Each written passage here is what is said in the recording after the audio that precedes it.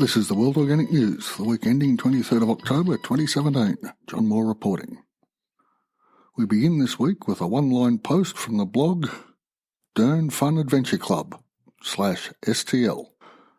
Quote, "Consider what each soil will bear and what each refuses." End quote. This is from the ancient Roman poet Virgil and bears much consideration. He was writing before humanity had a measure of pH, yet soil type was connected to plant type. Acid soils for potatoes and blueberries, alkaline soils for legumes, and neutral soils for most plants. Yes, I understand Virgil saw neither a potato nor a blueberry, as they are both New World plants, but the statement holds true today. I heard a Farming Today podcast from the BBC some years ago where a farmer with neutral to alkaline soils was growing blueberries in pots on top of the soil because it still made economic sense to go to that extreme because of blueberry prices. The whirring noise I heard at the time must have been Virgil spinning in his grave. Price signals can do strange things to farming. The high price of beef and the correspondingly low price of wool drove a large number of producers here in Australia to move from sheep to cattle. This occurred even on country almost designed for sheep and wool production. I have noticed the larger the farm, the greater the propensity to chase dollars over matching crop to landscape and soil. This may be a function of debt and/or of production unit size. I'm not sure. It is, though, an argument for smaller size production units for the benefit of both the soils and the wider economy. The energy required to put pots, acid growing medium and blueberry plants, in the case above, could have been allocated more sustainably elsewhere in the economy. There is no way the acidic soil in the pots would not have had an effect on the soil the pots stood on.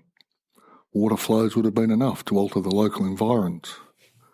Again, to quote Virgil, "Consider what each soil will bear and what each refuses." This leads us nicely to our next post. Agroecology in Practice from AMELIA Lake. This post is one of the best definitions of agroecology I've come across, so I'll quote it verbatim. Quote, "Agroecology is a rallying call, an inspiration, a collecting point, and a word describing forms of food production which puts the whole system, ecological thinking, at its heart. It's a term used to describe sustainable agriculture which imitates nature and doesn't deplete nature's resources." End quote.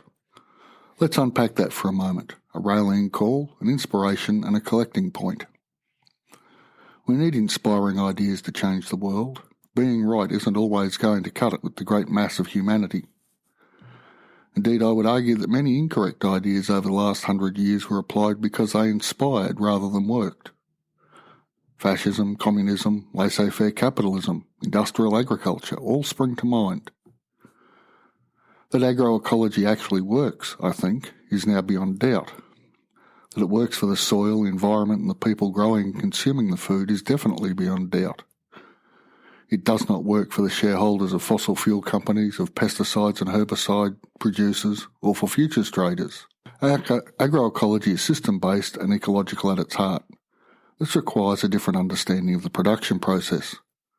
Ecology is best represented as an interconnected web of lives and effects, including weather, climate, altitude, latitude, aspect and season. Industrial approaches work on a factory mentality. Inputs in, outputs out, and waste discarded. It is linear in nature compared to agroecology. The last sentence of our quote, it's a term used to describe sustainable agriculture which imitates nature and doesn't deplete nature's resources. Now there's a worthy aspiration. From the American Dust Bowl of the 1930s to the rabbit plagues of the 1950s in Australia, we humans have been good at not getting the balance right nor imitating nature. In this post, AMELIA Lake, the author, has put her money where her mouth is. Quote, "After several years studying sustainable food practices in the UK and having seen several designs of my own come to beautiful fruition, I embarked upon my own agroecological project." End quote. Currently, the project is developing. A fully functional market garden is up and producing. There is more to come. I would recommend you read the article in full as it is quite inspirational. Link is in the show notes. For more on the differences between industrial agriculture and agroecology, I have a post from The Cook for Real entitled Feeding the World Sustainably, Agroecology versus Industrial Agriculture. Link, of course, is in the show notes as well. This is an infographic post which is therefore not entirely ideal for the podcast medium. I would urge you to follow the links. It is a really good summary of the differences.